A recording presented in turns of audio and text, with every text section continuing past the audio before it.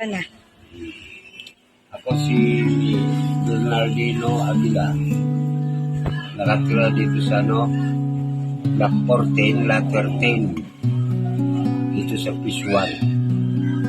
Ako po isang participant ng project ng mga kabataan sa pagtatanim. Dito po ang pagpatunay na ako nakapagtanim at nagkaroon ng experience kahit paano sa mga batang ito. Ito ang tanim ko.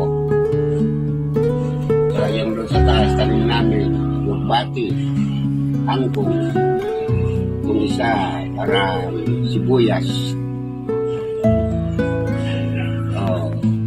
Ayun, maganda rin itong project na ito ng mga kabataan.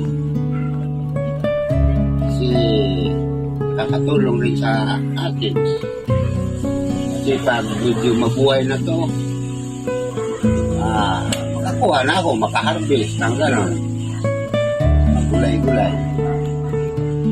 Dahil sa wala namang espasyo dito, turuan ako nito mga kabataan na magtanim dyan sa aso.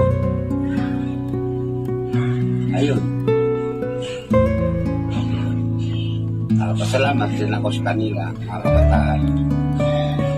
Kasi kahit pa paano, hindi magkatagal kasi buhay na to maka-harvest na ako. Malaking tulong na rin sa akin yan. Kasi mahilig ako sa gulay. At isa pa, mahilig din ako mananim. Buti na nabigyan nila ako ng lupa at saka yung mga pananim. Kasi mas mahalaga yung lupa na yun kaysa lupa dito sa amin. Ano na kasi siminto yung lupa dito. Malaking bagay yung bigay nilang lupa at saka yung mga pananim. Ito buhay na. Salamat sa kanila. Kaya papasalamat rin ako sa Sipag Tanim Asinso project ng mga estudyante dito sa Paliparan 3 dito sa Dasma. Salamat.